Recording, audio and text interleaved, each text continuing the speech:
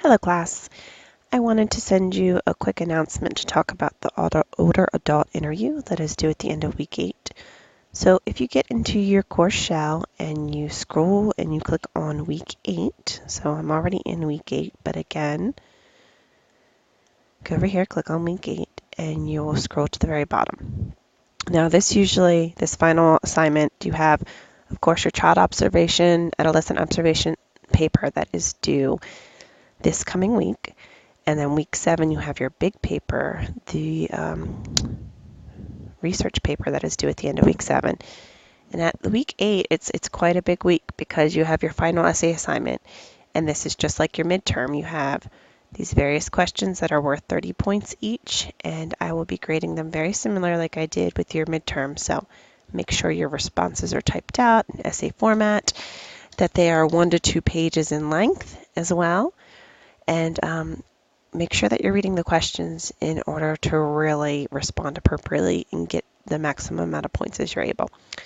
So that's what we have in the upcoming weeks with this week, week 6, the child adolescent, week 7, you have the lifespan paper, and then week 8, there's the final essay assignment. But in addition, there's the older adult interview. And for some reason, this always goes underlooked, and I know that some of you are working on it already, so I wanted to mention it. So you will find it in week 8, and you can click here. And I'll pull it up really quick for you to see the interview paper. Basically, it's a sheet, a Word document that will discuss what you ask in the interview. And once you're completed with the interview, you are to write up a brief paper regarding the information from the interview. So you're going to ask all these different questions and then write up a paper. So that is what the older adult interview assignment is. Do not reveal any specific information, no real names. Make sure that you keep the information confidential for the individual, but you're going to interview an individual, write up a paper.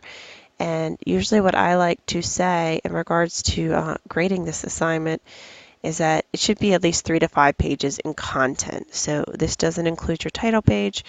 You don't really need a reference page unless you're pulling in some additional information, but it should be 3 to 5 pages of content, not counting the title page. Make sure that it's in APA format. I do not want to see those questions that we just looked at. I don't want to see these questions in the paper.